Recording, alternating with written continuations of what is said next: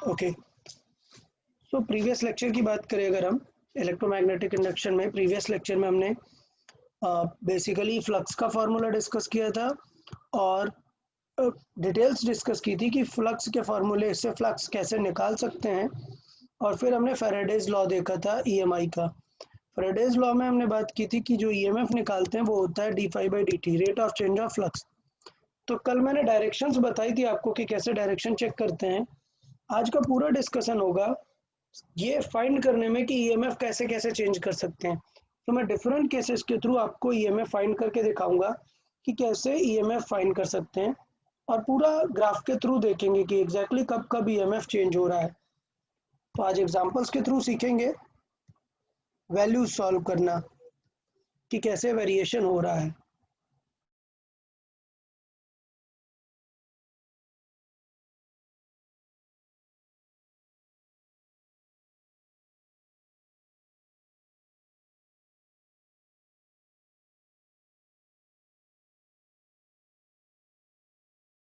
Sir आपकी आवाज नहीं आ रही। वाइल राइटिंग क्वेश्चन मैं कुछ बोलता नहीं हूँ, माइक ऑफ कर लिया करता हूँ।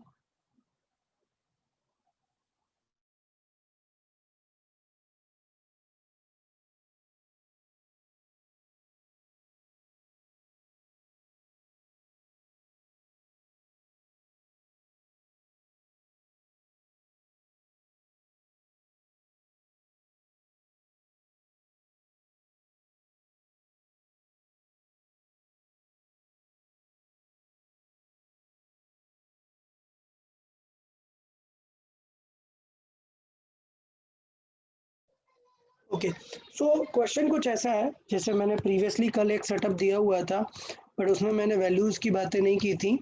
सो लेट्स से ये एक मैग्नेटिक फील्ड है और इस मैग्नेटिक फील्ड की लेट्स से लेंथ है एल लेंथ तक ये एल नहीं, लेट्स से डी डिस्टेंस तक ये मैग्नेटिक फील्ड है और इसके बाहर एक लूप है, स्क्वायर लूप है। सो स्क्वायर लूप है जिसकी लेंथ है कुछ एल, और ये स्क्वायर लूप इंटर कर रहा है इस मैग्नेटिक फील्ड में किसी वी स्पीड से। और वी की खास बात क्या है कि ये जो वी स्पीड है वो क्या है, कांस्टेंट है। सो ये जो वी स्पीड से इंटर कर रहा है ये वी कांस्टेंट है। अब ये बताओ, जब तक ये इंटर करना स्टार्ट नहीं कर देगा तब तक ईएमएफ आएगा क्या? नहीं। तो इसका मतलब ईएमएफ का ग्राफ ड्रॉ ही नहीं करेंगे जब तक कि ये इंटर करना स्टार्ट नहीं कर देता। तो इसका मतलब ये है कि ईएमएफ का ग्राफ यहाँ से स्टार्ट होगा जैसे ही वो इंटर करना स्टार्ट कर देता है। ये बात सबको समझ आई? ओके हाँ सर। Okay good. तो अभी अगर मुझे ग्राफ ड्रॉ करना है तो मुझे ये तो पक्का पता है कि जब तक ये अंदर नहीं चला जाता तब तक ईएमएफ आएगा। जैसे ये पूरा अंदर आ जाएगा ईएमएफ आएगा क्या? नहीं आएगा। क्लियर? तो पहले ईएमएफ किस स्टेप में आएगा? Number 1, time when it is totally inside the magnetic field. Time to enter completely. बताएं क्या टाइम लगेगा? इसे पूरा इंटर करने में कितना टाइम लगेगा? V into L। V into L, अरे भाई L by V। L by V, distance और स्पीड। क्लियर? सबको क्लियर है कि पहला टाइम होगा L by V। मैं वैल्यूज नहीं दे रहा हूँ जिससे कुछ भी कॉम्प्लिकेशंस नहीं हो, डायरेक्टली आप हम इन अमाउंट के फॉर्मेट में सॉल्व कर लेंगे। अच्छा, तो इतने टाइम तक ईएमएफ आएगा। सेकंड, वो कितनी देर तक इनसाइड रहा? Time it is yes inside B और inside the field, inside magnetic field. तो सबको समझ आ गया टाइम कैसा आ जाएगा? T2 कितना आ जाएगा? ये है T1, T2 आ जाएगा d distance over v speed. Clear? और फिर बाहर आने में कितना टाइम लगेगा? एक्स्ट्रा टाइम और लगेगा इतना। डन? तो इतना एक्स्ट्रा टाइम और लगेगा। तो इसका मतलब अगर मैं ग्राफ बनाना चाहता हूं तो पहले हमें ग्राफ स्केल देख लेना पड़ेगा। ईएमएफ में ग्राफ स्केल जो टाइम होगा वो कुछ इस तरह होगा। ये होगा कितना? L by V। ये हो गया टाइम T1। इसे हम लिखेंगे this is T1, it is L/V। Done. फिर होगा लेट्स से यहाँ तक, ये टाइम क्या है, यहाँ से यहाँ तक टाइम है T1, ये टाइम है T2, ये कितना है D/V। और इसके बाद अगर ये डिस्टेंस जितनी है उतनी डिस्टेंस और आगे टाइम लगेगा उसे T3। समझ आए क्या सबको कि ग्राफ कहाँ तक बनेगा? अच्छा, अब निकाल लेते हैं यार, ईएमएफ निकालेंगे कैसे? ये टाइम स्केल सबको समझ आए कि ईएमएफ कब तक आएगा? यहाँ पर रहेगा ईएमएफ और यहाँ पर रहेगा, बीच में ईएमएफ नहीं रहने वाला है। ओके, अब बात आती है ईएमएफ सॉल्व कैसे करेंगे, तो चले सॉल्व करते हैं। फॉर फर्स्ट L/V टाइम, चले पता है ईएमएफ का फार्मूला क्या है, ईएमएफ कैसे निकालते हैं? मैं डायरेक्शन नहीं देख रहा हूँ, याद रखें मैं डायरेक्शन नहीं देख रहा हूँ, मैं सिर्फ क्या डिस्कस करना चाहता हूँ, मैग्नीट्यूड। बताइए ईएमएफ का मैग्नीट्यूड कैसे आता है? d∅dt। d∅dt। गुड। अच्छा, फाई कैसे निकाल सकते हैं? BA into cos theta. b into a into cos theta. Very good, very good, बहुत ही अच्छे। अब बताओ इसमें से वेरिएबल क्या क्या है? b वेरिएबल है क्या? नहीं। कांस्टेंट है। एरिया वेरिएबल है क्या? नहीं। यस। हाँ। क्यों वेरिएबल है? क्योंकि ये एरिया होता है कि इंटर कितना कर गया है वो, समझ रहे हो? ये एरिया है कि फ्लक्स कितना, मतलब कितना इंटर कर गए हो, ये एरिया है ना, पूरा एरिया थोड़े ना हर बार लिखना है। तो ये एरिया क्या है? वेरिएबल है। क्लियर? तो ये एरिया वेरिएबल है। Cos theta constant. कांस्टेंट है। कितना angle? 0 degree. 0 degree. So cos 0 degree कितना हो जाएगा? 1। तो कॉस की तो कोई टेंशन बची ही नहीं है। तो देखिए ईएमएफ का आंसर क्या आ जाएगा? डी। बी को डिफरेंशिएट करना पड़ेगा क्या? नहीं, बी तो बाहर आ जाएगा। सिर्फ किसे डिफरेंशिएट करेंगे? एरिया को डिफरेंशिएट करेंगे। डन। अब अगर बात आती है एरिया को डिफरेंशिएट करने का, तो अगर मैं बताऊं कि ये एरिया लेट से एक्स डिस्टेंस कवर कर गया, तो आप निकाल सकते हो ना कि कितना एरिया इंटर कर जाएगा। बताएं कितना एरिया कवर कर लेगा while moving x distance? L into x. Yes. So while moving x, कितनी एरिया कवर कर लेगा? a will be L into x. Done. तो इसका मतलब मैं एरिया को क्या लिख सकता हूँ? b इंटू एरिया को लिख सकता हूँ d/dt L into x। L क्या रहेगा? चेंज होगा क्या? Constant. कांस्टेंट रहेगा। तो क्या चेंज होने वाला है? डिस्टेंस, हॉरिजॉन्टल डिस्टेंस चेंज होने वाली है। और आई गेस आप लोग समझ गए कि ये dx/dt क्या है? v। स्पीड। क्लियर? तो हमारे ईएमएफ का आंसर आएगा कुछ ऐसा, E इज इक्वल टू आएगा BLV। ये ईएमएफ का आंसर हो जाएगा। अब साइन के बारे में बात करना है। जब एंटर कर रहा है तब साइन कैसा होगा ईएमएफ का, बताएं? लेट से हमने बताया कि कोई एक साइन मान लो, क्लॉकवाइज को क्या मान लो? पॉजिटिव। तो लेट से जब इंटर कर रहा है तो एक क्या ग्राफ आएगा? एक ईएमएफ पॉजिटिव आएगा, लेकिन जब बाहर जाएगा तो अपोजिट हो जाता है। ये मैंने कल के लेक्चर में आपको बता दिया था। इससे बड़ी बात एक और चीज, क्या इसमें कहीं टाइम है क्या? कहीं पे टी दिख रहा है क्या? नहीं। तो इसका मतलब ये कैसा है? कांस्टेंट है। It is independent of time. तो इसका मतलब ग्राफ कैसा आने वाला है? ग्राफ आएगा कि for this much time it is constant, then for that particular time it is 0, then for next particular time it is again constant in negative। समझ आया क्या सबको? और ये वैल्यू कांस्टेंट की कितनी है? ये BLV। अच्छा, ये मैंने सिर्फ एक रेफरेंस लेके बना दिया, आपको ग्राफ ऐसे भी दिख सकता था। समझ आया ना ऐसे क्यों हो सकता था? क्योंकि पॉजिटिव नेगेटिव वो तो डिपेंड करेगा ना कि किसे आप पॉजिटिव बोल रहे हो। समझ आ रहा है? सो इधर ग्राफ ये हो सकता था या फिर ये वाला, दोनों सेम नहीं होंगे, ये गारंटी है। समझ आया क्या सबको? हाँ सर। ओके, तो बहुत अच्छी बात है, ये क्वेश्चन हमें क्लियरली समझ आया कि कैसे हम अमाउंट पे बातें करेंगे। तो मैंने डायरेक्टली ग्राफ ड्रॉ कर दिया, मैंने सेकंड वाले के लिए ऐसा कुछ सॉल्व नहीं किया, बस आपको समझा दिया है कि सेकंड वाले में नेगेटिव होगी डायरेक्शन। क्लियर? मैं यहाँ पे लिख देता हूँ,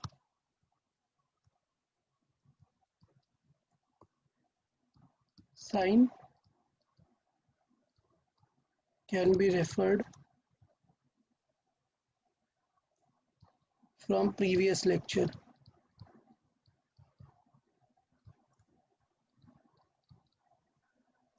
प्रीवियस लेक्चर में हमने एक्सप्लेन किया हुआ था कि नेगेटिव हो जाएगा। डन। चलिए एक और एग्जांपल देख लेते हैं।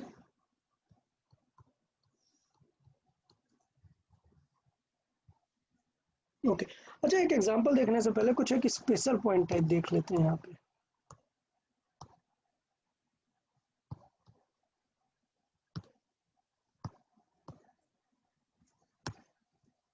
ओके, समझे? अगर मैं आपको ये सिचुएशन बताऊं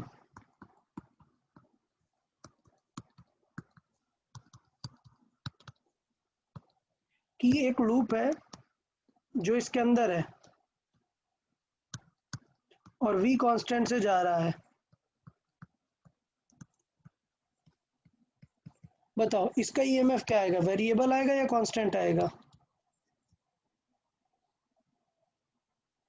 बताएं, इसका ईएमएफ वेरिएबल आएगा या कांस्टेंट आएगा? कांस्टेंट। कांस्टेंट आएगा। अभी यही तो डिस्कस किया ना। क्यों कांस्टेंट आया है? बिकॉज जो एरिया का रेट है, बिकॉज dA/dt इज कांस्टेंट, इसीलिए तो कांस्टेंट आ गया था। ये dA/dt यहाँ से जो आया, ये इसीलिए तो कांस्टेंट हो गया। ये मतलब सेम टाइम पे सेम एरिया कवर हो रहा है, means it cover same area in same interval of time. इस लाइन का मीनिंग क्या है? इस लाइन का मीनिंग ये है कि अगर अभी यहाँ पर है, ठीक है, सेम टाइम पे सेम एरिया कवर करने का मतलब ये है कि अगर थोड़ी देर बाद आप यहाँ पर देखोगे तो ये एरिया सेम होगा, फिर नेक्स्ट टाइम पे देखोगे तो ये एरिया सेम होगा, फिर नेक्स्ट टाइम पे देखोगे तो ये एरिया सेम होगा। समझ आ रहा है? सेम एरिया कवर करने का मतलब ये हुआ। ये हुआ हमारा special point. But special point का पर्पस क्या था वो अभी समझ आएगा। एक और क्वेश्चन हम देखते हैं, अब आपको इसमें इंटरप्रेट करना है।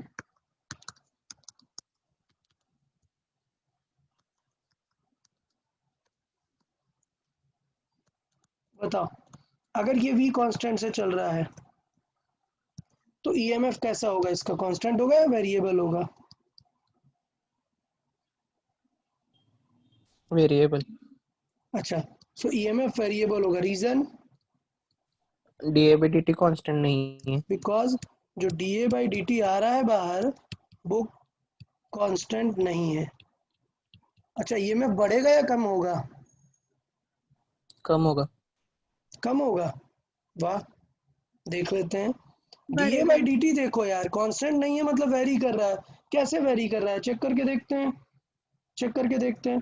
तो लेट्स से अभी यहाँ तक ये स्केल है, पहले थोड़ा सा टाइम में डिस्टेंस तो सेम कवर करेगा।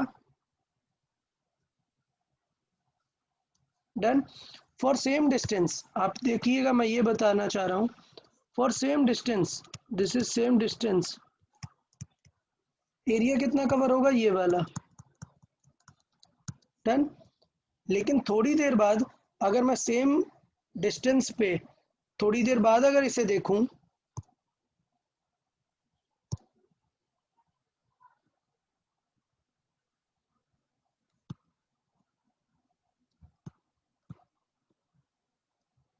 अब बताओ सेम डिस्टेंस पे थोड़ी देर बाद एरिया कैसा होगा इसका? इन ज्यादा होगा ना? हाँ आपको समझ आया मोशन कि ये सिचुएशन नंबर 1 है, ये सिचुएशन नंबर 2 है, तो area in 2 is greater than area in 1, क्योंकि v तो कांस्टेंट है, मतलब डिस्टेंस तो सेम कवर करने वाला है बट एरिया ज्यादा हो गया ना। हाँ क्लियर? हाँ समझ आया सबको?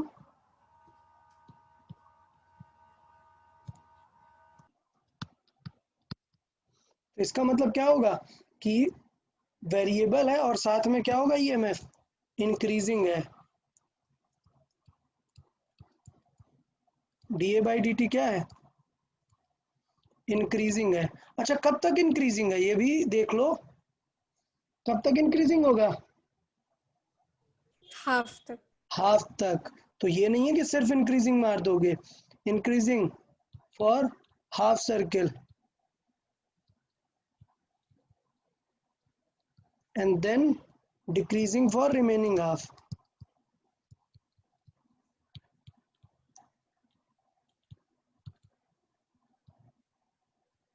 सो वेरिएबल तो है और हमें आइडिया भी लग गया कि किस तरीके से एरिया वेरी करने वाला है। तो ये थोड़ा सा आपको चीज़ें कुछ कुछ ध्यान देनी पड़ेंगी, थ्योरेटिकल एस्पेक्ट्स, कि ई को किस तरीके से हम वेरिएबल और चीज़ों में डिस्कस कर सकते हैं। अच्छा अब बताओ क्या D A by D T find करना ईजी है क्या सर्किल के लिए? नहीं यार, सर्किल के लिए इजी नहीं है। सर्किल के लिए देख रहे हो हर बार वो जो एरिया कवर होगा वो टफ है। आप देख रहे हो ये एरिया निकालना ये कर्व का, ये टफ है। सो इसलिए सर्किल के लिए आपसे कभी एग्जैक्ट वैल्यू नहीं पूछेगा, हमेशा क्या पूछेगा, रिलेशन पूछेगा कि कैसे वेरी करेगा, इंक्रीजिंग होगा कि नहीं। ओके, समझ आया क्या सबको? हाँ सर। Okay good. तो मैं चाहिए तो यहाँ पे थोड़ा सा ईएमएफ भी लिख ही देता हूँ कि D A by D T बढ़ रहा है, इसका मतलब फर्स्ट हाफ साइकिल तक ईएमएफ जो है वो इंक्रीज करेगा और नेक्स्ट हाफ साइकिल के लिए ईएमएफ भी डिक्रीज करेगा। Okay good. तो इस पे बेस्ड हम कुछ न्यूमेरिकल कर लेते हैं कि जिसमें वेरिएबल होगा और हम सॉल्व कर सकते हैं। सर्किल का सॉल्व करना थोड़ा टफ है, तो हम नॉर्मल सॉल्व कर लेते हैं।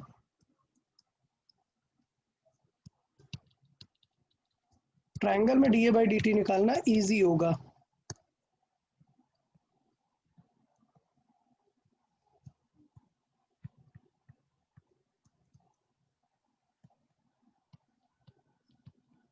इक्विलैटरल ट्रायंगल है, कांस्टेंट स्पीड से मूव हो रहा है, v क्या है, constant. Done. So plot EMF versus time graph.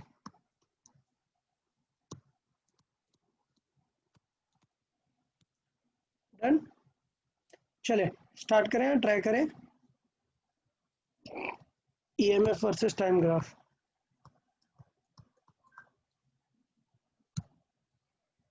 आपको फॉर्मूला पता है, मैं फिर से थोड़ा बेसिक डिटेल्स लिख देता हूँ। ईएमएफ का मैग्नीट्यूड कैसे निकालते हैं, d phi by D T, और फाइव मतलब हो जाएगा d by D t B A cos theta.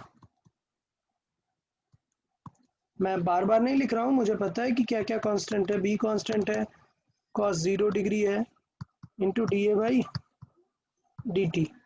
Clear? So EMF की जो वैल्यू आएगी वो आ जाएगी बी इंटू, अब D A by D T निकालना पड़ेगा, तो एरिया निकालना पड़ेगा कि एक्स डिस्टेंस में कितना एरिया इंटर कर गया। चले बताएं एक्स डिस्टेंस में कितना एरिया इंटर कर जाएगा अगर मैं बोलूँ कि एक्स डिस्टेंस इंटर कर गया।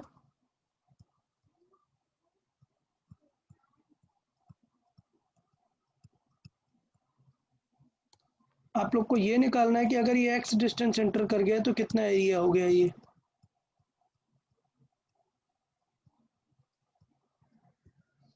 बताएं कैसे निकाल सकते हैं?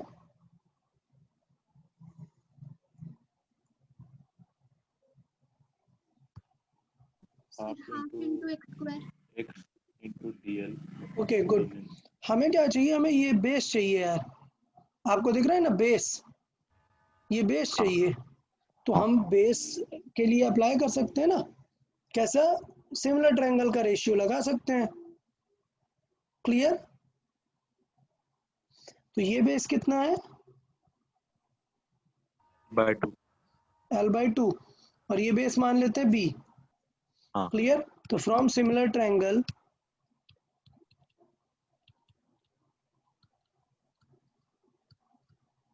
क्या हो जाएगा, सिमिलर ट्रायंगल से देखें कि जो बेस का रेशियो है, मतलब L/2 का रेशियो किससे मैच करेगा, बेस से, और फुल लेंथ का रेशियो किससे मैच करेगा, एक्स से। समझ आया सबको? Yes sir. ओके, तो बी की वैल्यू देखें, यहाँ से बी की वैल्यू कितनी आ जाएगी, एल कैंसिल आउट, क्या हो जाएगी, x/2। क्लियर? तो एरिया क्या हो जाएगा, लिख सकते हैं half into base into distance.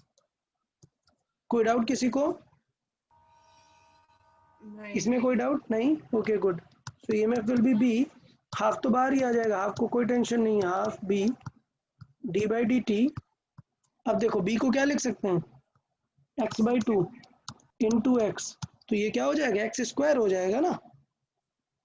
तो इसका मतलब ईएमएफ कितना हो जाएगा, 1/4 b d/dt of x²। Clear? हाँ। अब बताओ x² का डिफरेंशिएशन क्या होगा, 2x। यहाँ पे थोड़ी सी, हाँ यहाँ पे थोड़ी सी केयरफुल रहना है कि कुछ स्टूडेंट इसे लिख देते हैं क्या, b इंटू 2x, सिर्फ इतना होगा क्या, into V into Y, dx/dt भी रहेगा, x का डिफरेंशिएशन भी होगा विच इज v। सो आई से ईएमएफ आ गया कितना, 2 कैंसिल, ये आ जाएगा हाफ b v x। कोई डाउट किसी को? सर हाँ सर वो x वो छोटे ट्रायंगल का हाइट हो गया ना, उसको L से कैसे कंपेयर करेंगे? Okay okay okay okay, sorry sorry, my mistake. ये वाली हाइट L नहीं है, ये हाइट L नहीं है, सॉरी माय मिस्टेक, ये L नहीं है, x तो ये है ना, तो मतलब हमें हाइट निकालनी पड़ेगी यार, ये L नहीं है। बताओ हाइट कितनी होती है इक्विलैटरल ट्रायंगल की, √3/2L। √3/2L। क्लियर? सो ये हाइट है √3L/2, माय मिस्टेक, ये L नहीं है। x को किससे कंपेयर करेंगे, हाइट से कंपेयर करेंगे ना, तो वो निकालना पड़ेगा, तो चीज़ें चेंज हो जाएंगी। इसका मतलब √3L/2 आंसर आएगा। तो ये तो कट हो गया, मतलब आंसर इसका क्या आ जाएगा, x/√3। ठीक है, चीज़ें बदलेंगी, b की वैल्यू है x/√3। सो b की वैल्यू x/√3। एक बार चेक कर लेते हैं सारी चीज़ें सब सही है या नहीं। एक चीज़ और, पूरा ट्रायंगल जब लेंगे तो फुल बेस लेंगे ना, हाँ सर। मतलब 2b लेंगे हम यहाँ पर, ये 2b होगा इंटू एक्स, ये होगा पूरा। तो इसका मतलब ये होगा कि 2 कैंसिल आउट हो जाएगा, तो हाफ बाहर आएगा ही नहीं, फिर हाफ बाहर आएगा ही नहीं, बाहर क्या आएगा, 1/√3, और x² का हो जाएगा 2x, तो 1/√3, और ये हो गया 2x, तो मतलब आंसर आएगा 2/√3 टाइम्स ऑफ दिस। अच्छा, ये ईएमएफ क्या है, वेरिएबल है, वेरिएबल है। अच्छा, कैसा वेरिएबल है, E proportional to x। Clear? और x को क्या लिख सकते हैं, v इंटू टी लिख सकते हैं। हाँ। तो हमें टाइम के साथ ग्राफ बनाना है, तो इसको हम लिख सकते हैं क्या, 2/√3 b v² into T. Okay, तो ये हो गया E proportional to t, so it means E proportional to t। तो समझ आया, E प्रोपोर्शनल टू t मतलब ग्राफ कैसा बनने वाला है,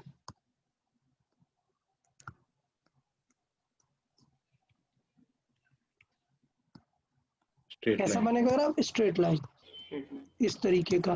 आपको टाइम पता है, निकाल लेंगे कि कितनी देर तक ग्राफ रहेगा, फिर उसके बाद थोड़ी देर जीरो रहेगा जब तक कि वो इनसाइड है, और फिर नेगेटिव से वापस जीरो हो जाएगा। समझ आया सबको? किसी को कोई डाउट इसमें पॉजिटिव नेगेटिव क्यों होता है? प्रीवियसली हम डिस्कस कर चुके हैं कि जब इन होता है और आउट होता है तो दोनों में ये चेंजेस आएंगे। क्लियर? तो यहाँ पर हमने दो बेसिक मेथड देखे हैं कि कैसे फ्लक्स चेंज हो रहा है और कैसे ईएमएफ निकाल सकते हैं। क्लियर? आपने नोटिस किया मैंने दोनों क्वेश्चन में क्या चेंज कराया है?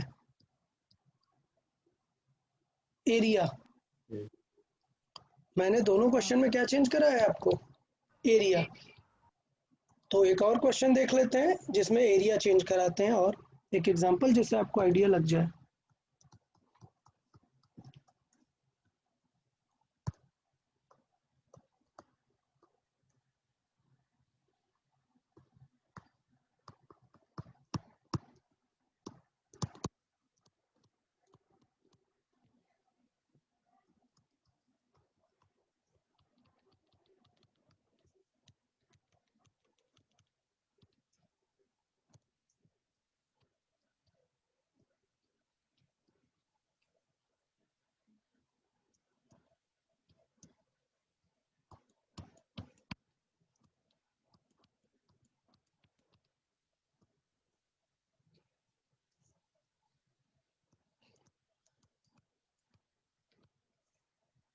ओके, सो क्वेश्चन में ये एक सर्कुलर आर्क है जो कि घूम रहा है, ओमेगा स्पीड से घूम रहा है।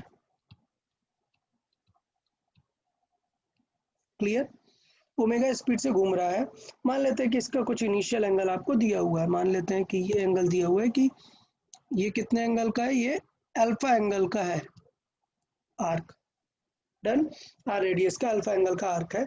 तो हमें ये सिचुएशन दी है कि ओमेगा से घूम रहा है, अंदर की तरफ जा रहा है, तो हमें प्लॉट करना है। तो प्लॉट करने में सबसे पहला जो स्टेप है, ईएमएफ कैसे निकालते हैं हम? D phi by D t. अच्छा, फाई हम कैसे लिख सकते हैं? B A cos theta. तो पहले मुझे ये बताओ, क्या कॉस थीटा वेरिएबल है या नहीं इस बार? बताएं। है। थीटा वेरिएबल है। अच्छा बताओ, थीटा किसके बीच में एंगल होता है? बी और ए। बी और ए। तो बताओ बेटा, अगर मैं इस लूप को घुमाऊंगा तो क्या बी और ए के बीच का एंगल बदल जाएगा क्या? नहीं। भाई ये इन अंदर जाने का एंगल चेंज हो रहा है, इसका मतलब ये थोड़ा ना हुआ कि कॉस थीटा बदल जाएगा। कॉस थीटा वेरिएबल होगा क्या? नहीं। नहीं, क्योंकि ये कांस्टेंट है। It is not this angle which is entering. ये क्या है? कांस्टेंट, क्योंकि it is angle between B and A. Clear है सबको? हाँ। तो ये कांस्टेंट ही रहेगा, मतलब क्वेश्चन बदल नहीं गया। क्वेश्चन अभी भी किसका वेरिएबल वाला है? एरिया। एरिया वेरिएबल वाला है। पक्का समझ आया ना सबको कि क्या चीज वेरी कर रहा है, कैसे चेक करेंगे? Okay good. तो ईएमएफ कितना हो जाएगा मैं समझ लेता हूँ। बी इंटू कॉस, ये अपना 0 डिग्री है, into d A by D t. अब हमें एरिया लिखना है कि यार थोड़ी देर में एरिया कितना अंदर हो जाएगा। अच्छा, हमें हर बार गिवन था वी, हमें यहाँ पर गिवन क्या था? वी। तो इसलिए वी गिवन था तो हम किसको टारगेट कर रहे थे? एक्स को। वी गिवन था तो हमने टारगेट किसे किया था? एक्स को। इस क्वेश्चन में भी हमें गिवन था वी, तो हमने किसे टारगेट किया था? D x by D T को। इस बार बताओ हमें गिवन क्या है? ओमेगा। तो हमें किसे टारगेट करना चाहिए? आर को। अल्फा। थीटा, मतलब कितना एंगल घूमेगा, और ये थीटा मतलब होगा अल्फा। समझ आया? मतलब थोड़ी देर बाद ये कहां पर आ जाएगा, कितना एंगल घूमेगा, ये अल्फा डैश बोल देते हैं कुछ, क्योंकि ये अल्फा एग्जैक्ट नहीं है। या इस अल्फा को, रुको यहाँ पर इसको अल्फा ही लिखते हैं, और ये जो इनिशियल गिवन था इसको कुछ थीटा नॉट बोल देते हैं, ठीक है। सो ये थीटा नॉट है और ये अंदर चला गया कितना, अल्फा एंगल, ये एंगल कितना है, अल्फा। तो ओमेगा कैसे रिलेट करेंगे, d alpha by D t. अब आप बताओ कि कैसे निकालेंगे ये area, area R entered, alpha. Area entered R alpha. अच्छा, ये डिस्क का half R area square alpha. हाँ वो हाफ आर स्क्वायर अल्फा। यार तुम लोग ट्रायंगल की तरह खींचने लग गए उसको, ठीक है। तो सिंपल वे में बताते हैं, करेक्ट है हाफ आर स्क्वायर अल्फा, बिल्कुल कोई दिक्कत नहीं है। एग्जैक्टली हम कैसे निकालते हैं तो मैं बता देता हूँ। अगर मुझे अल्फा एंगल चाहिए तो मैं इस तरीके से निकाल सकता हूँ, एरिया एंटर्ड निकालेंगे पूरा total area divided by how much, pi R square,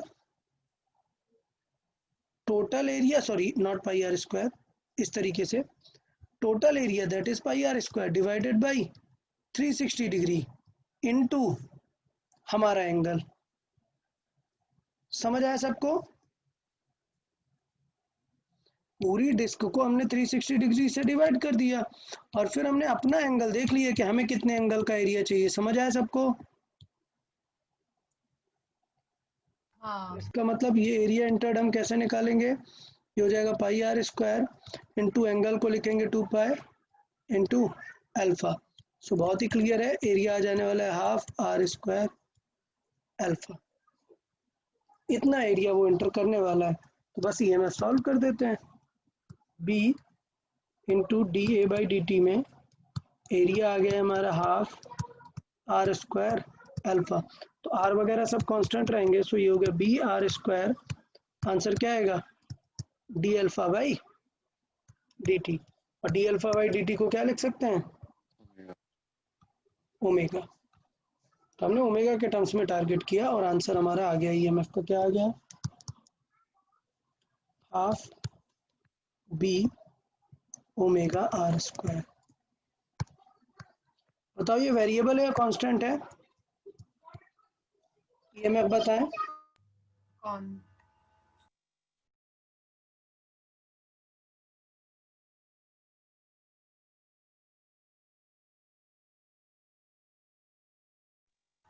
constant है। अगर हमें कांस्टेंट ओमेगा गिवन है, जैसे हम वी कांस्टेंट दे रहे थे, तो यहाँ पर भी कांस्टेंट है क्योंकि टी कहीं है क्या, नहीं टी कहीं है क्या, नहीं है। तो टाइम के साथ जब कोई भी वेरिएबल चीज़ नहीं है तो ये कांस्टेंट ही आएगा। सो मुझे लगता है आपको समझ आ गया है कि क्या करेंगे, ग्राफ कैसा बनने वाला है।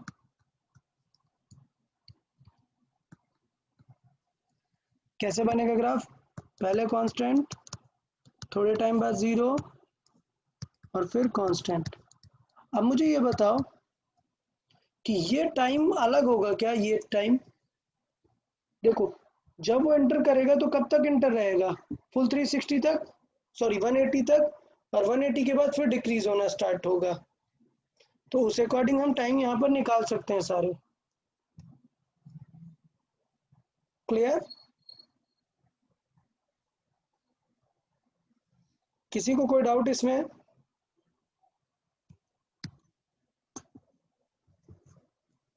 एरिया के मैंने 2-3 एग्जांपल करा दिया आप लोग को। बताओ एरिया का कुछ भी डाउट हो तो बताएं अभी आप लोग।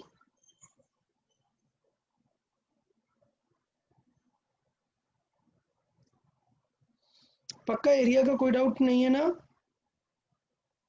नहीं सर। Okay good.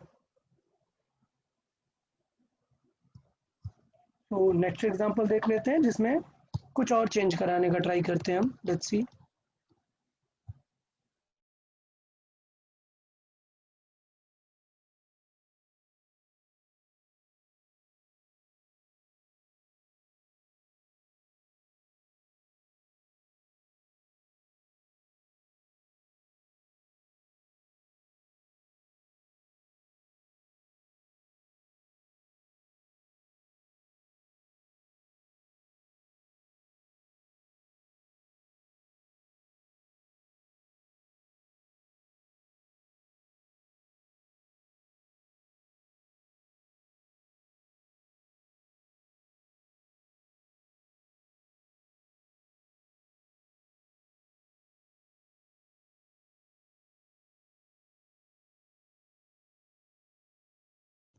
ओके, तो बताओ ये क्वेश्चन सबको दिखा, समझ आया क्वेश्चन? कि एक डिस्क है, एक लूप है जिसे मैग्नेटिक फील्ड में घुमा रहे हैं किसी जेड वाई एक्सिस के अबाउट। क्लियर? तो बताओ इसमें क्या चीज चेंज होने वाली है? क्या एरिया चेंज होगा क्या? नहीं। ओके, तो मैं लिख देता हूँ पहले क्वेश्चन यहाँ पे।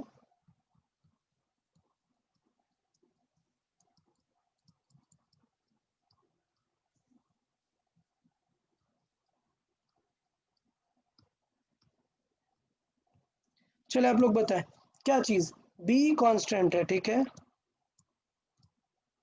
क्या एरिया बदल रहा है क्या?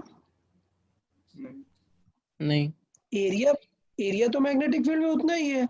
एरिया क्या है? कांस्टेंट है। इसका मतलब बदल क्या रहा है? थीटा। थीटा क्यों? इनिशियली कितना है? इनिशियली थीटा कितना है? एंगल एरिया और बी के बीच का 0 डिग्री। इनिशियली 0 है। थोड़ी देर बाद कितना होगा? लेट्स से हम अगर इसे इनसाइड घुमाएंगे तो थीटा बढ़ता जाएगा ना।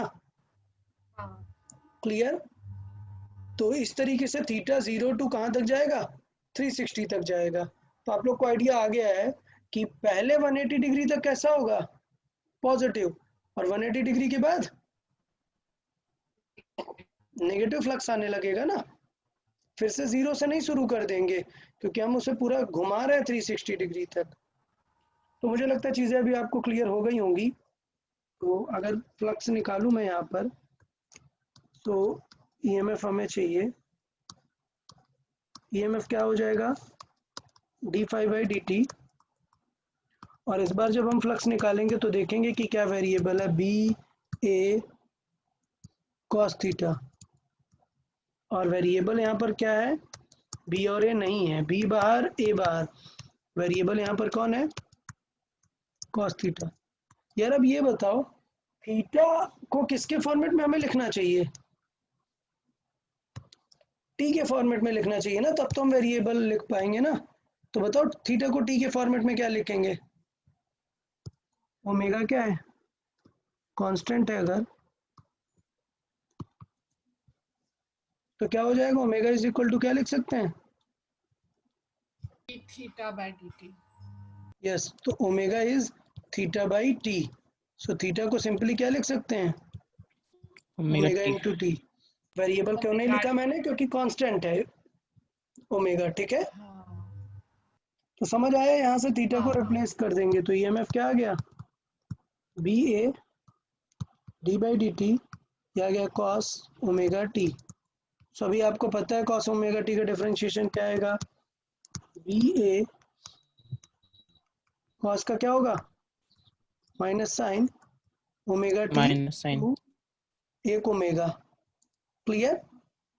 ओमेगा टी का भी करेंगे ना फिर। सो टी का होगा 1 और बचेगा क्या? ओमेगा। तो देखो ईएमएफ क्या बचेगा? ईएमएफ बचेगा minus B A omega sine omega T. Done? तो बताओ बेटा इसका ग्राफ कैसा बनेगा? बताएं इसका ग्राफ कैसे बनता है? हमें पता है इसका ग्राफ ईएमएफ का साइन का नेगेटिव है, देख रहे हो? तो इसका मतलब क्या होगा? क्लियर? अच्छा, मैंने आपको बताया था कि ये नेगेटिव सिर्फ डायरेक्शन बता रहा है आपको। तो एक नेगेटिव तो पहले और रहता है ना ऑलरेडी, जिसको हम डायरेक्शन कंसीडर करते हैं, हाँ ठीक है? तो इस केस में जैसे मैंने बताया कि किस तरीके से रोटेट कर रहे हैं, उसके अकॉर्डिंग पोलैरिटी प्रॉब्लम नहीं है। आप जब ऑप्शंस देखेंगे तो आपको समझ आएगा कि पोलैरिटी प्रॉब्लम नहीं है। पोलैरिटी तो हम डायरेक्टली ही कर सकते हैं। तो मैं अगर यहाँ पर लिखूँ ई को, तो इधर मैं मैग्नीट्यूड ऑफ ई लिख सकता हूँ, magnitude of d phi by D T. और चाहिए तो मुझे सिंपल ई लिखना है, तो मैं लिख सकता हूँ minus of d phi by D t. क्योंकि डायरेक्शन में लॉजिकली नहीं लिख रहा हूँ यहाँ पर, तो यहाँ पर माइनस लगा सकते हैं साथ में, तो ये प्लस हो जाएगा।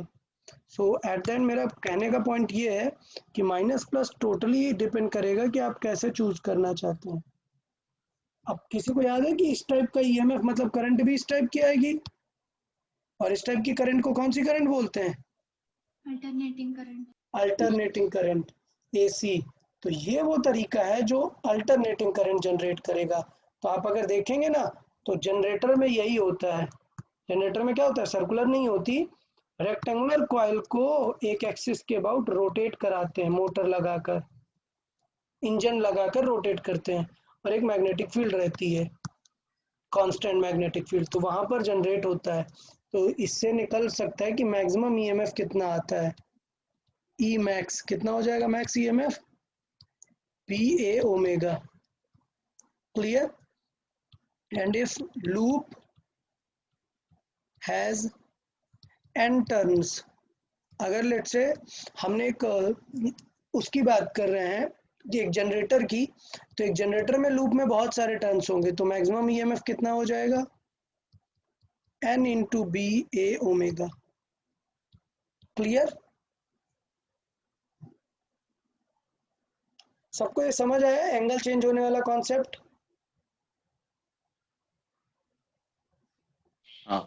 हाँ तो मुझे लग रहा है सारी चीजें आपको समझ आ गई, एरिया कैसे चेंज हो सकता है, और फिर हमने एक दिखा दिया कि यार एंगल भी डिफरेंटली कैसे चेंज हो सकता है। ओके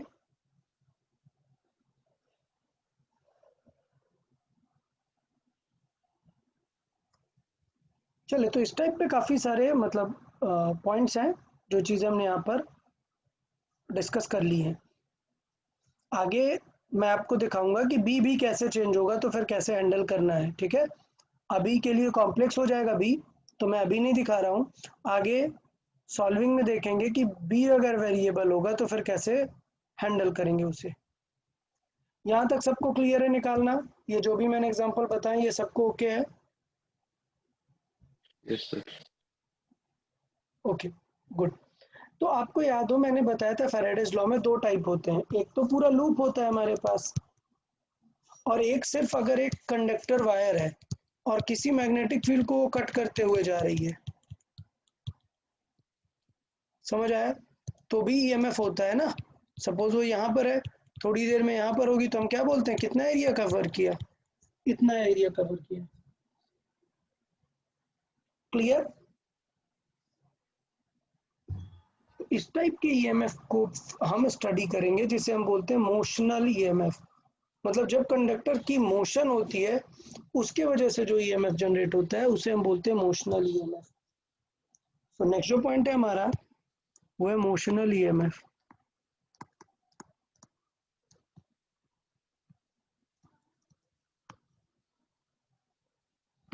ओके, मोशनल ईएमएफ से हमारा मतलब क्या है?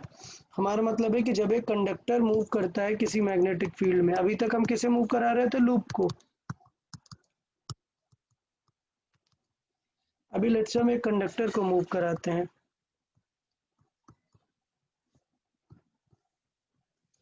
एल लेंथ का ये कंडक्टर है, तो ये अगर मूव हो रहा है यहाँ पर लेट्स से v स्पीड से, क्लियर। तो फिर कितना ईएमएफ जनरेट होगा इस फॉर्मेट में हमें निकालना है। तो पैटर्न सिंपल है, ऐसा कुछ प्रॉब्लम नहीं है। हमने बताया कि अगर लेट्स से ये थोड़ी देर बाद कहाँ पर पहुंच गया, यहाँ पर पहुंच गया, थोड़ी देर बाद मतलब after small time D dt, so after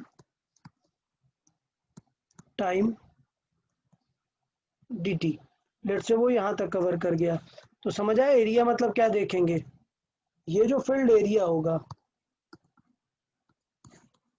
इसे हम बोलेंगे कि वो एरिया कवर्ड हुआ। समझ आया सबको? किसी को कोई डाउट इसमें कि जितनी डिस्टेंस वो कवर करेगा वो एरिया हम कंसिडर करेंगे कि this is our particular area जो वो कवर करने वाला है। ओके तो लेट्स से यहाँ पर सॉल्व कर देते हैं।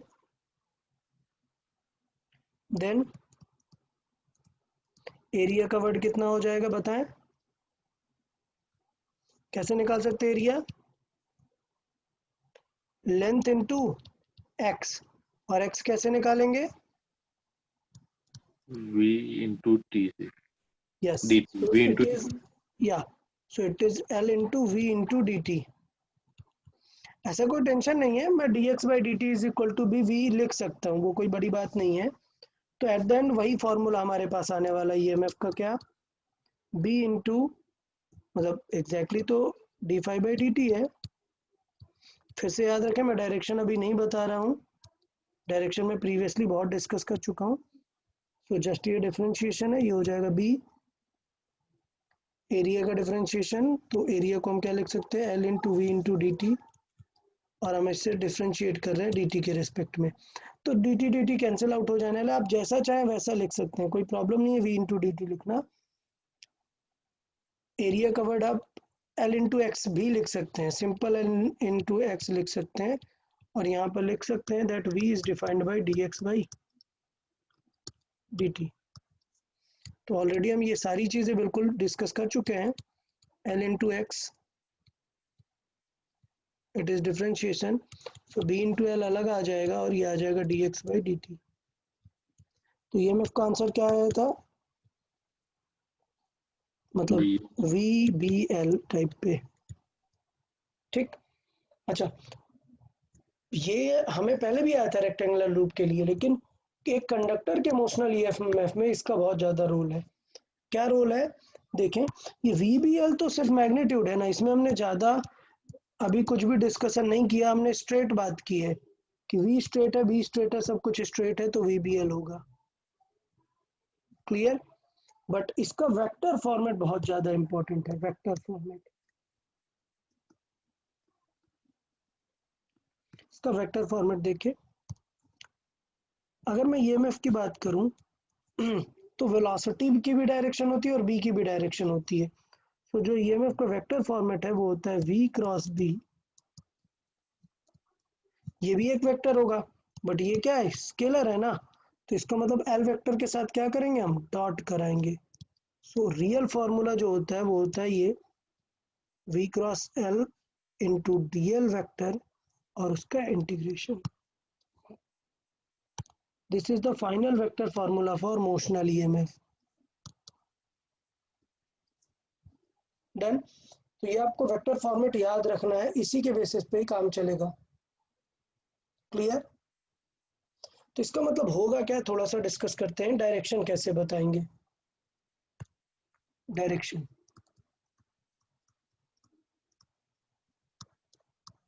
डायरेक्शन का मतलब ये कि कंडक्टर एज अ बैटरी काम करने लगेगा। So conductor as a battery. Clear? So conductor as a battery जो काम करेगा वो कैसे करेगा, चेक करते हैं। सिचुएशन देखिए, मैं सारी चीजें समझाता हूँ। सपोज ये कंडक्टर है, ये आगे की तरफ जा रहा है, क्लियर, हुई स्पीड से। यहाँ पर मैग्नेटिक फील्ड है,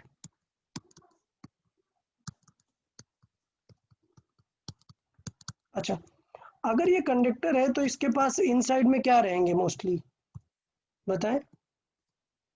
फ्री इलेक्ट्रॉन इलेक्ट्रॉन्स रहेंगे, फ्री इलेक्ट्रॉन्स बहुत सारे होंगे। अगर कंडक्टर स्ट्रेट मूव कर रहा है तो ये इलेक्ट्रॉन्स भी तो मूव करेंगे ना। हाँ। तो बताओ इलेक्ट्रॉन पे फोर्स कहाँ लगेगा? फोर्स ऑन इलेक्ट्रॉन बैक लगी अपवर्ड या डाउनवर्ड या किस तरफ, तुरंत बताएं। Force on electron upward sir, sorry downward downward लगेगा। डाउनवर्ड। फोर्स ऑन पॉजिटिव अगर मैं बात करूं तो पॉजिटिव पे किधर लगेगा? अपवर्ड। और फोर्स ऑन इलेक्ट्रॉन कहाँ लगेगा? डाउनवर्ड।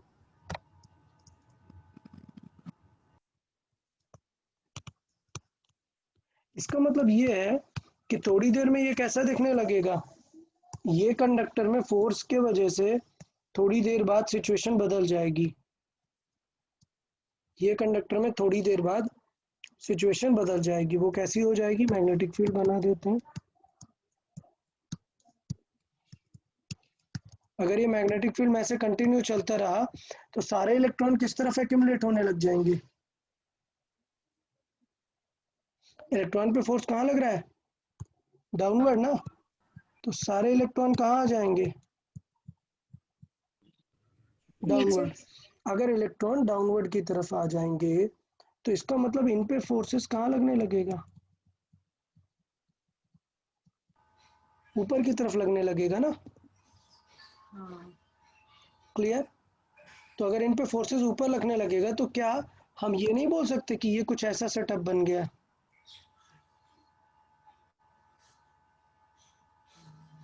बोल सकते हैं कि ये एक बैटरी बन गया, कैसा? VBL का। कोई डाउट किसी को इसमें?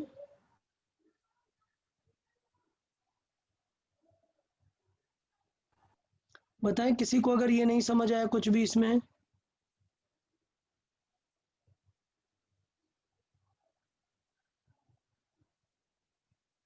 डायरेक्शन समझ में आई बैटरी की?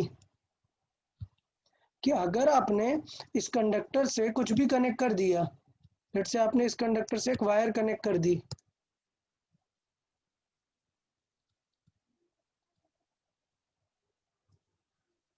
तो समझ गए ना, ये पॉजिटिव टर्मिनल की तरह काम करेगा और ये नेगेटिव टर्मिनल की तरह काम करेगा। समझ आया क्या? हाँ सर। ओके, तो ये हो गई डायरेक्शन बताना as a conductor, as a battery. अच्छा, इसको अगर हम किसी रूल के थ्रू बनाना चाहें तो रूल क्या बनाएंगे कि पॉजिटिव कहाँ रहेगा? रूल क्या रखेंगे डायरेक्शन के लिए?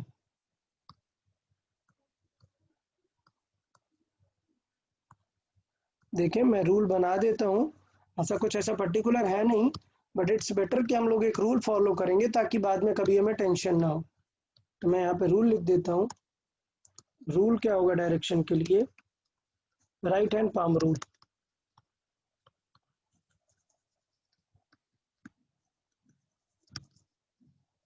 याद आ रहा है, मैंने बताया था कि हम मोस्टली चीजें पाम रूल के थ्रू ही डिस्कस करेंगे। ओके, तो राइट हैंड पाम रूल मतलब थंब किस तरफ रखना है? थंब है motion of conductor. Clear? Motion of conductor. अच्छा, उसके बाद fingers along the magnetic field. Magnetic good. Field. along magnetic field,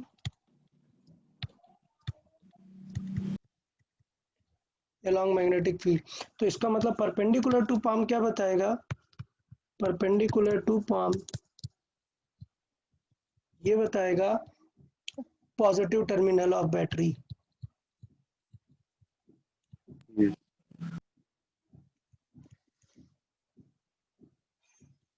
done? Clear? तो Yes, sir. Perpendicular to palm बताएगा हमें कि पॉजिटिव टर्मिनल किस तरफ रहने वाला है। इसमें किसी को कोई डाउट?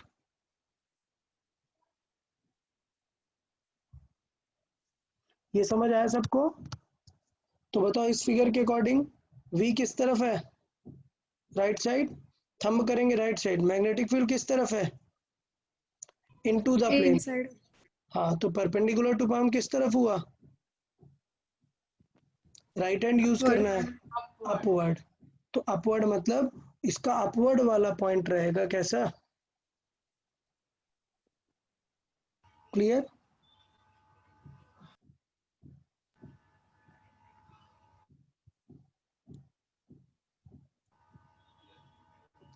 क्लियर है यार सबको? हाँ सर। ओके, ठीक।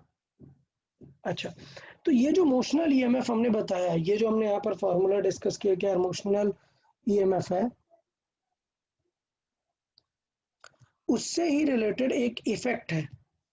ये दो चीजें पहले हमें समझ आई कि ये फॉर्मूला क्या है हमें, और इस फॉर्मूले को अभी हम एक्सप्लेन करेंगे और ज़्यादा।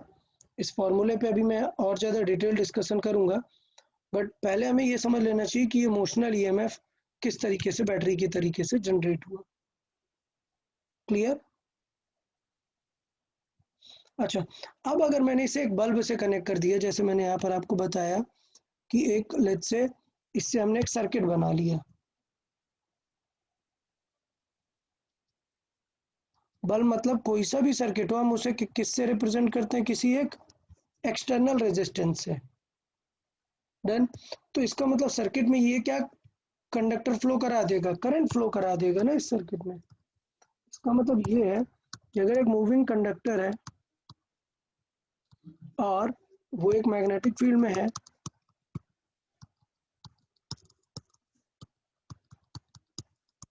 और हमने इसे एक रेजिस्टर के थ्रू कनेक्ट करा दिया, तो ये क्या कर देगा, अगर ये आगे की तरफ मूव कर रहा है सिस्टम, तो इसका मतलब ये पॉजिटिव बन गया और ये नेगेटिव, तो ये क्या फ्लो करा देगा, एक करंट, क्योंकि सर्किट क्या हो गया, क्लोज हो गया। समझ आया? तो कैसे निकाल सकते हैं करंट, इंड्यूस्ड करंट, कल बताया था। अगर सर्किट क्लोज है तो हम इसे क्या मान सकते हैं, induced current. Clear? So I is equal to क्या हो जाएगा, EMF बाई R, और EMF कितना हो जाएगा, अभी हमने देखा VB L बाई R। तो ये कुछ चीजें एकदम याद रखना है आपको। अगर करंट फ्लो हो रही है वायर में, तो वहां पर हीट भी तो जनरेट होगी ना, मतलब हीट जनरेटेड और एल से thermal power generated, thermal power generated. बताएं थर्मल पावर जनरेटेड क्या हो जाएगा, पी कैसे निकाल सकते हैं, अगर आई पता है, आई स्क्वायर इंटू आर। तो यहाँ पर चाहिए तो I square into R, I का स्क्वायर कर सकते हैं, तो ये हो जाएगा V square B square L square upon R. इस तरीके से हम चाहिए तो पावर, थर्मल पावर जनरेटेड भी निकाल सकते हैं। किसी को कोई डाउट इसमें?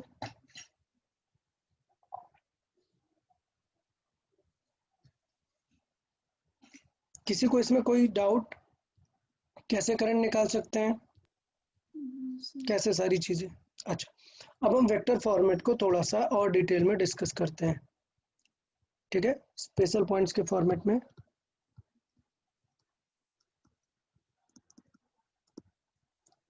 स्पेशल पॉइंट्स के फॉर्मेट में देखें, ये जो वेक्टर फॉर्मेट है उसको थोड़ा सा और डिटेल में समझने का ट्राई करते हैं। वेक्टर फॉर्मेट क्या था EMF का, E is equal to integral V cross B vector dot DL vector, ये है। तो इसमें कुछ पर्टिकुलर केसेस टाइप बना सकते हैं। अगर मैं देखूं तो EMF क्या आ जाएगा, integral VB sine theta, done, into DL vector है, उसे क्या लिख सकते हैं, DL into cos let's say alpha. Clear? तो देखें कौन किसके बीच का एंगल है, वो बहुत ज्यादा इंपॉर्टेंट है। तो देखें थीटा किसके बीच का एंगल है, वेलोसिटी और मैग्नेटिक V और yes, B। so it is angle between V and B, ये तो ठीक है, इजी है। अल्फा किसके बीच का एंगल है, VB साइन BL और VB। के बीच में। हाँ मतलब बेसिकली एंगल बिटवीन वो जो V क्रॉस B निकालेंगे हम, V क्रॉस B आएगा ना एक perpendicular vector, and DL vector. Clear? मतलब लेंथ वेक्टर, बेसिकली बोले तो लेंथ वेक्टर। तो V क्रॉस B तो निकाल लोगे यार, ये लेंथ वेक्टर क्या होता है, मतलब अगर एक ऐसे कंडक्टर बना है तो लेंथ किसे मानोगे, इस तरफ लेंथ वेक्टर मानोगे या डाउनवर्ड मानोगे? लेंथ वेक्टर का बताएं कैसे कंसिडर करते हैं लेंथ वेक्टर।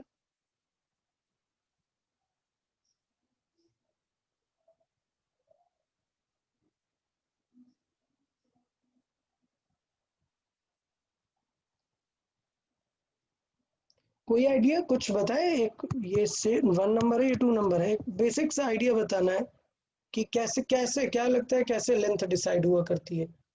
किसी भी कंडक्टर में लेंथ वेक्टर किस तरफ हुआ करता है, करंट की डायरेक्शन, करंट की, आई की डायरेक्शन में।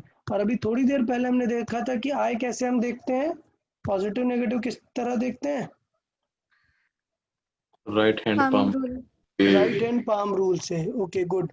तो बेसिकली मैं यहाँ पे ये आपको एक्सप्लेन करना चाहता हूँ कि ये जो एल वेक्टर है ये हम कैसे देखते हैं, किस रूल से, right hand palm rule. Clear? अच्छा, राइट हैंड पाम रूल में थंब किस तरफ,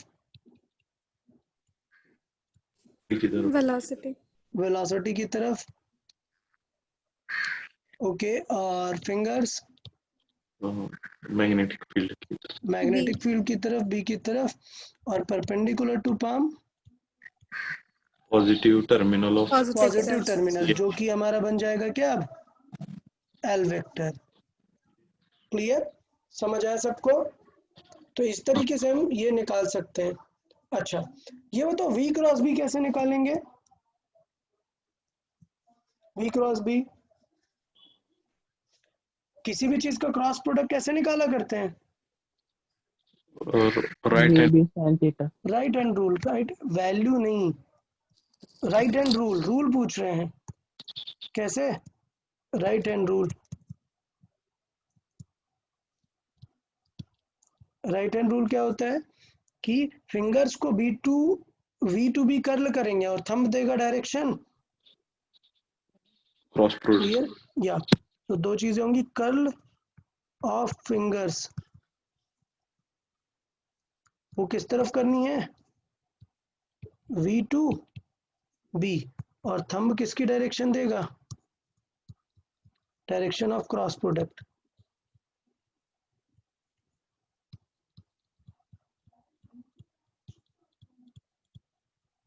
अच्छा, अच्छी बात ये है कि ये जो मैंने डिफरेंट डिफरेंट पर्सपेक्टिव्स बता दिए हैं, ये सारे एंगल बहुत सारे मैंने बता दिए हैं आपको, कि पहले तो हमें वी बी के बीच में ध्यान देना पड़ेगा, फिर इनका जो रिजल्ट आएगा वी बी का उसका डीएल के साथ वेक्टर देखना पड़ेगा, डीएल को पाम रूल से चेक करेंगे।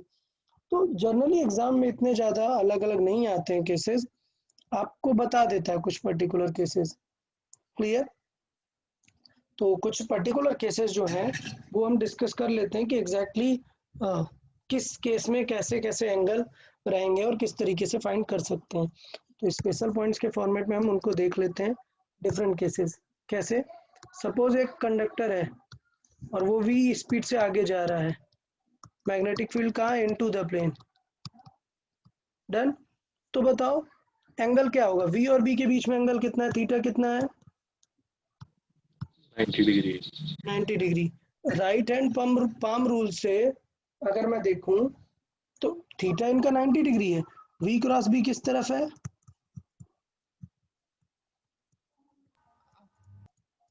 v क्रॉस b की डायरेक्शन अपवर्ड है डाउनवर्ड, अपवर्ड, अपवर्ड, अपवर्ड मतलब अबव द प्लेन। अच्छा, एल वेक्टर किस तरफ है, right hand palm rule, V right side, fingers into the plane, तो क्या होगी, ये वाली डायरेक्शन होगी ना एल वेक्टर। क्लियर?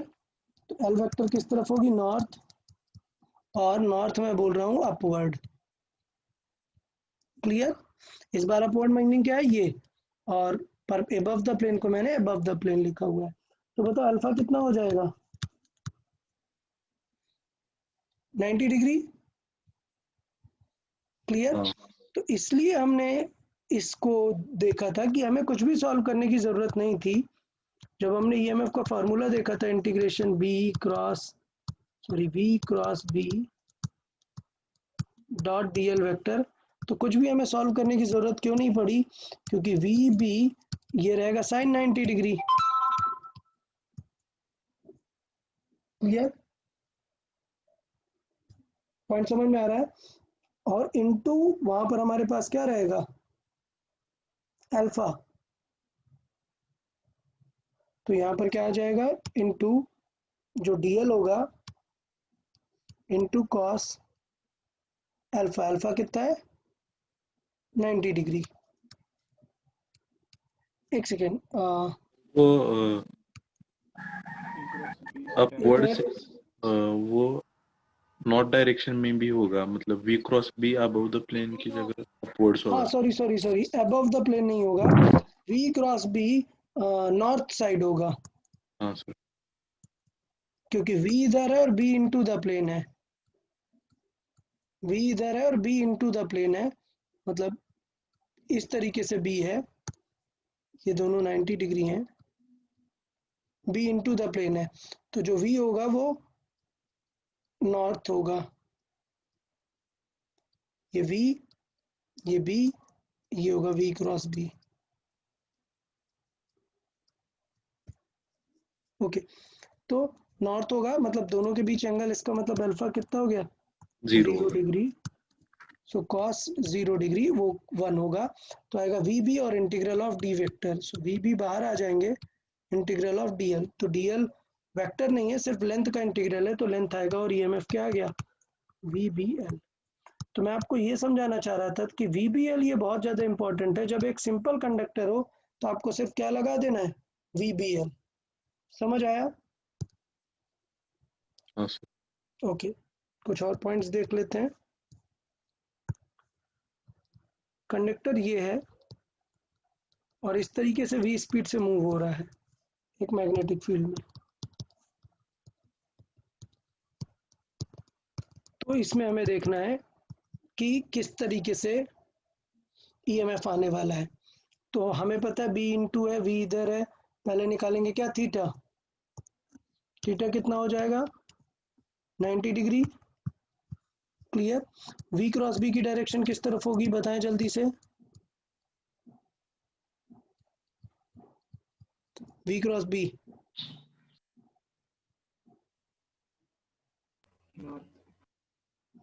भाई v इधर है, b इंटू है, तो अपवर्ड रहेगी ना, हाँ ये 90 डिग्री है, v क्रॉस b अपवर्ड रहेगा ये। हाँ। अच्छा, तो v क्रॉस b अपवर्ड रहेगा, अपवर्ड मतलब नॉर्थ, एल वेक्टर किधर होगा, राइट हैंड पाम रूल से बताओ, फिंगर इधर, ये इधर, दोनों क्या रहेंगे, अपवर्ड्स। Upward, clear. तो एल वेक्टर जो होगा,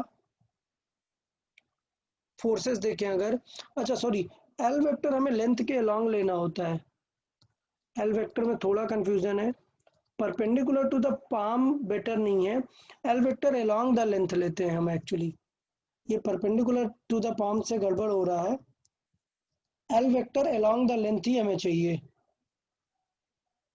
L vector along the length होगा, वो हम देखेंगे कि पॉजिटिव होगा या नेगेटिव होगा, एल वेक्टर रहेगा हमेशा अलोंग द लेंथ,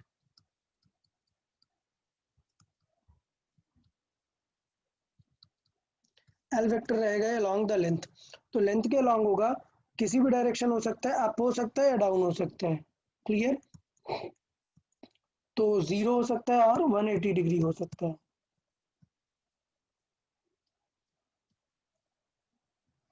मतलब एल वेक्टर लेंथ के अलोंग लेना है हमें तो इसका मतलब एल वेक्टर इसमें क्या होगा, ईस्ट हो सकता है या फिर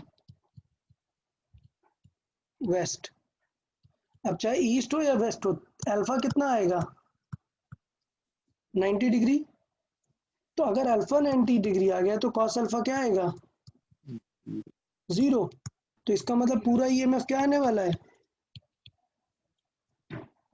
0। तो मैं आपको यही समझाना चाहता हूं कि अगर अलोंग द लेंथ अगर दी तो ईएमएफ क्या हो जाएगा 0, क्लियर। 0 होगा। तो ये एक इम्पॉर्टेंट केस है जिसे हम दो फॉर्मेट में देखेंगे, किस फॉर्मेट में, कि अगर परपेंडिकुलर टू द लेंथ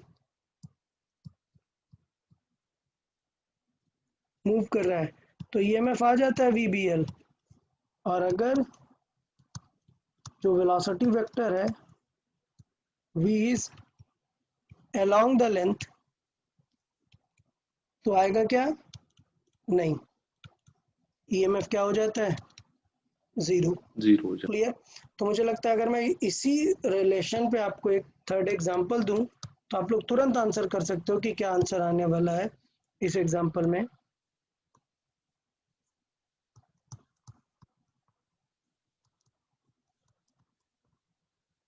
बताए ईएमएफ क्या आएगा?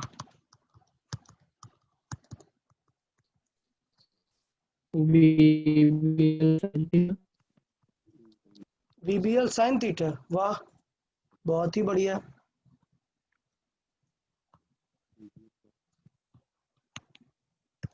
अगर ये थीटा है तो इसके पास ये क्या होगी? V cos theta. और इस तरफ क्या होगा? V sine theta. V sine theta का ईएमएफ क्या आ जाएगा? जीरो होगा। क्लियर? और वी कॉस थीटा का ईएमएफ आएगा क्योंकि ये 90 डिग्री वाला है, तो मैं डायरेक्टली लिखूंगा फाइनल ईएमएफ कितना आएगा? V cos theta into B L. समझ आया सबको? हाँ सर। कोई डाउट इसमें? नहीं सर। ओके। तो अगर मैं इस सिचुएशन की बात करूं तो आपको आइडिया लग गया कि कैसे वी बी एल ये सारी चीजें लिखना है। अगर मैं एक और एग्जांपल दूं और देखूं कि आप लोग खुद से जज कर पा रहे हो कि नहीं। लेट्स से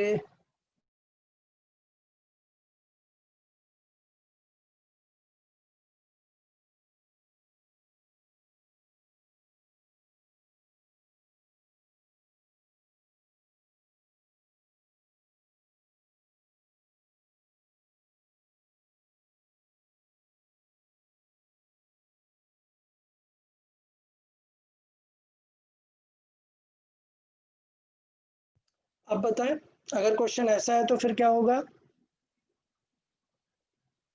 याद आ रहा है कुछ? कैसे निकालना पड़ेगा अब? L effective. L effective. Good. क्या आने वाला है यहाँ पर हमारा? L effective. बट एक गलती होगी, एक गलती पक्का होगी। क्या आंसर ये होगा क्या?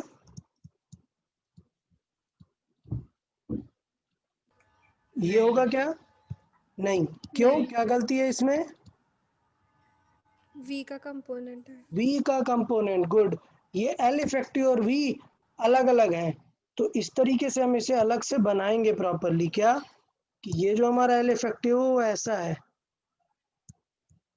डन। क्वेश्चन इस तरीके से फॉर्म करेंगे और वी इस तरफ है और ये एल इफेक्टिव ये है। क्लियर? तो आप अपने हिसाब से थोड़ा सा मैथ लगा के कि जो भी थीटा गिवन होगा आप देख लेंगे कि कौन सा थीटा गिवन है। मैं मान रहा हूं कि ये थीटा आप फाइंड कर पाओगे, तो इसका मतलब ये वाला वी कॉस थीटा काम कर जाएगा और ये वाला काम नहीं करेगा। क्लियर? वी साइन थीटा ये तो जीरो हो जाएगा, जो ईएमएफ आएगा वो सिर्फ वी कॉस थीटा की वजह से आएगा। तो अभी समझ आया कि ईएमएफ क्या आएगा? ये आएगा V cos theta into B into L effective. कोई डाउट क्या इसमें? सबको समझ आया ये स्पेशल पॉइंट एल इफेक्टिव के बारे में?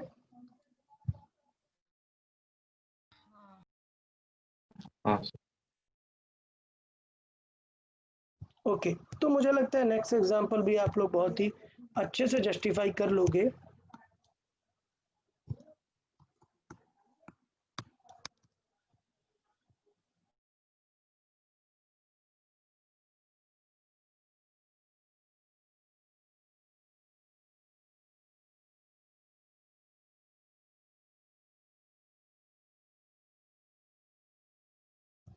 बताएं इस केस में ईएमएफ क्या हो जाएगा? जीरो।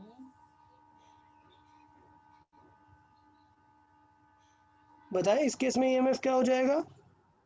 जीरो। क्यों? L effective. L effective zero हो गया। So for this particular case हमें पता है बिकॉज एल इफेक्टिव क्या हो जाएगा? जीरो। क्लियर? तो मैं थोड़ा सा क्वेश्चन को स्प्लिट कर देता हूं यार। नेक्स्ट देखें।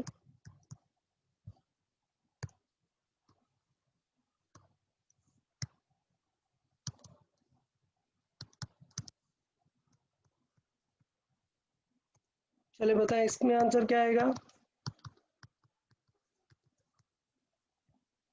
बताएं ईएमएफ। V into B ये 2R V into L effective क्या आएगा, 2R to R. ओके। सो मुझे लग रहा है अभी आपको समझ में आ गया चीजें। ये बन जाएगा हमारा एल इफेक्टिव डन।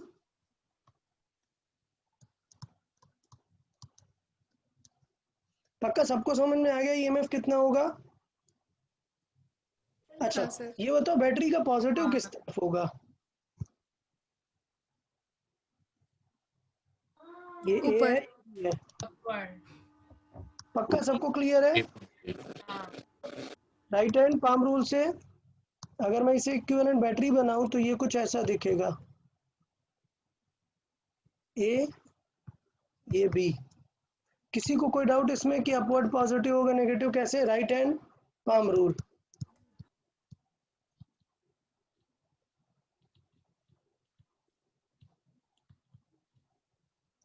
अच्छा अब ये बताएं इसी क्वेश्चन का मैं सेकंड हाफ भी ड्रॉ कर देता हूं।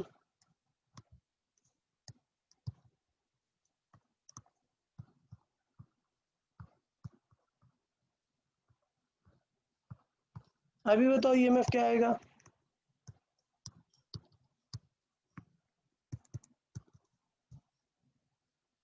अभी ईएमएफ कितना आएगा,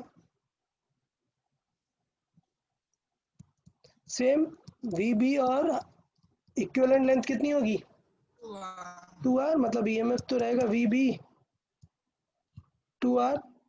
ईएमएफ की कोई टेंशन नहीं है। आप बताओ बैटरी किस तरह बनेगा, ये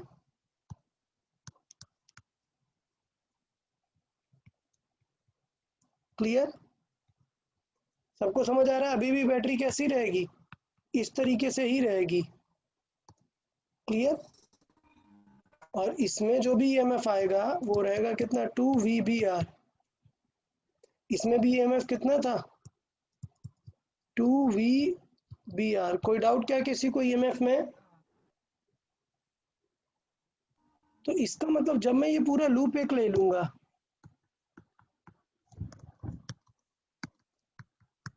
तो अभी आपको एक एग्जैक्ट वैल्यू पता चल रही है कि हो क्या रहा है एक्चुअल में।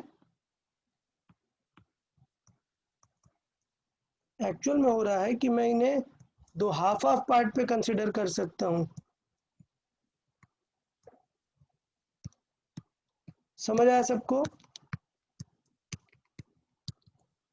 और ये दोनों हाफ कैसे बिहेव करने वाले हैं,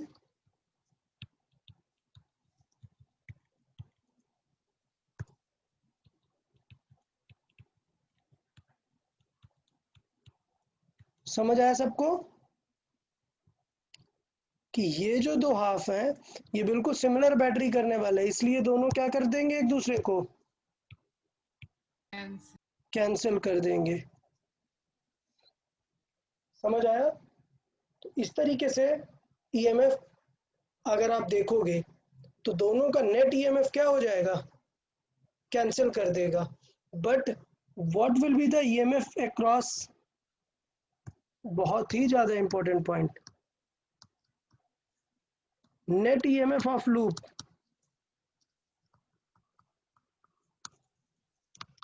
क्या आने वाला है 0। बट अगर मैं पूछूं आपसे क्या potential across A and B,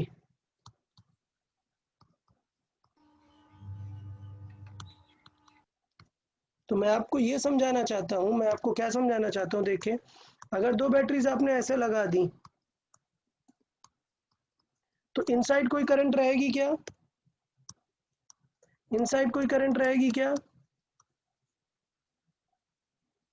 समझ आया यार सबको। ये दोनों की करंट एक दूसरे को क्या करेंगी, कैंसिल कर देंगी। लेकिन अब फिगर देखिएगा,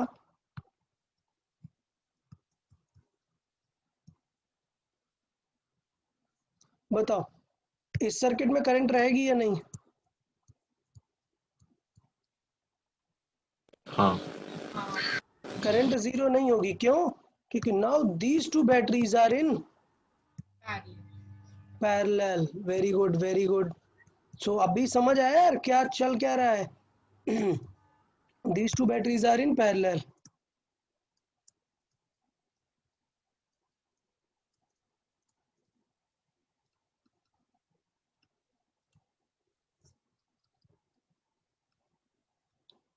तो बताओ क्या ईएमएफ आएगा इनका?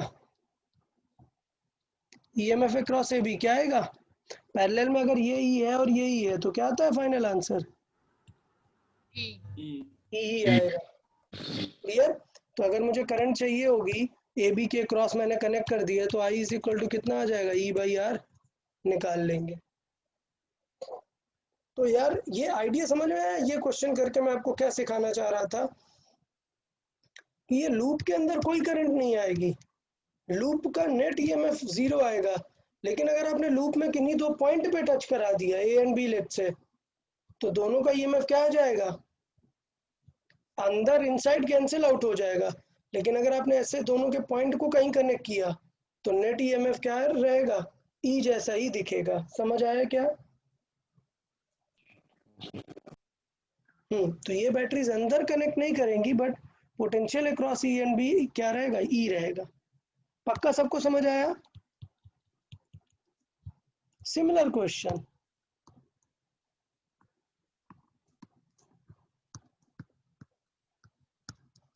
मुझे पता है नेट ईएमएफ तो 0 है,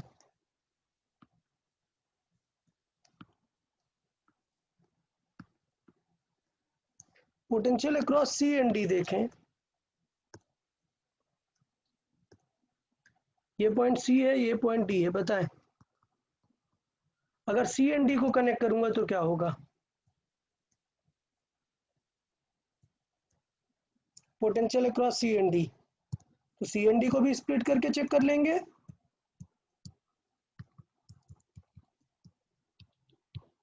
देखिए सी एंड डी को कैसे स्प्लिट करेंगे। क्लियर?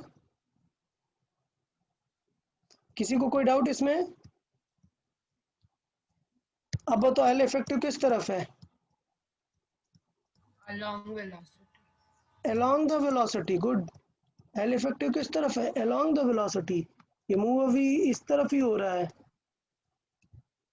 तो इसका मतलब इन दोनों का ईएमएफ ऑलरेडी क्या आ गया? 0. इसका भी ईएमएफ 0, इसका भी ईएमएफ 0। तो पैरेलल पे तो दोनों बैटरीज हैं बट ईएमएफ ही नहीं आ रहा है। तो इवन आप सीडी के क्रॉस भी देखोगे तो तब भी आंसर क्या आएगा? 0। क्लियर? क्लियर? तो ये थोड़ा सा आपको चीजें याद रखना है, because L effective is along the velocity। यार समझ आया क्या? आज के लेक्चर में बहुत सारी चीज़ें मैंने बता दी हैं, वैल्यू कैलकुलेट करना भी बता दिया और मोशनल ईएमएफ के बहुत सारे क्वेश्चंस भी आपको समझा दिए हैं कि किस तरीके से हम मोशनल ईएमएफ में बैटरीज के बारे में सॉल्व कर सकते हैं। क्लियर? ठीक। अभी एक डाउट है, अभी 2 मिनट और कनेक्ट रहे सब। अभी एक डाउट है, क्या होगा अगर इस वायर का रेजिस्टेंस दे दिया जाए हमें? ये तो एक्सटर्नल रेजिस्टेंस है, आर एक्सटर्नल। सोचो अगर वायर का रेजिस्टर भी दे दिया जाए। Okay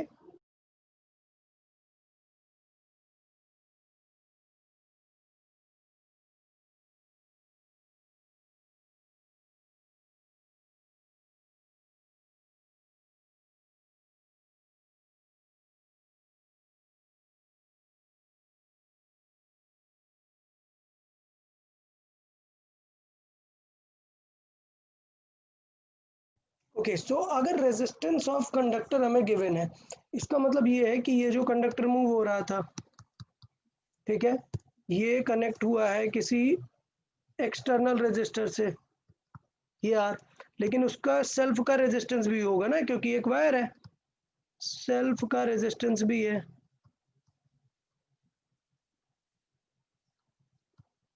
let's say small are है। तो आपको समझ आ गया ना कि क्वेश्चन किस सिचुएशन में आ जाएगा। ये कंडक्टर एक बैटरी की तरह काम करने लगेगा, तो जब ये कंडक्टर एक बैटरी की तरह काम करेगा तो उस बैटरी का इंटरनल रेजिस्टेंस भी तो कुछ होता है ना। समझ आया क्वेश्चन किस रेंज में चला गया? Yes sir. ओके। तो ईएमएफ का हमें फार्मूला पता है, वी बी एल, और एक चीज यहाँ पर एक्स्ट्रा ऐड हो जाएगी, क्या? आर। Internal resistance. तो अब बताओ करंट कैसे निकालेंगे? क्या आई बाई आर डायरेक्ट करेंगे क्या? नहीं, आई इज इक्वल टू क्या आएगा? E by R plus R. R plus R. तो मुझे लगता है अभी सबको समझ में आ गया। डन। अब यस इसमें जो स्पेशल पॉइंट है वो ये है कि अभी थोड़ी देर पहले याद है मैंने एक लूप का पैरेलल निकाला था, ये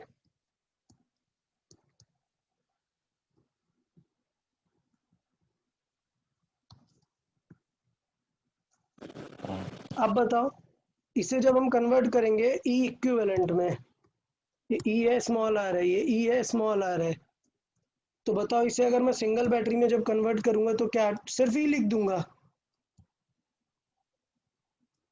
नहीं, क्या लिखना पड़ेगा यहाँ पे हमें? and R आर का भी इक्विवेलेंट और बी। ई का भी इक्विवेलेंट। और अगर ये आप लोग को याद हो पैरेलल में ई आर इक्विवेलेंट कैसे निकालते हैं?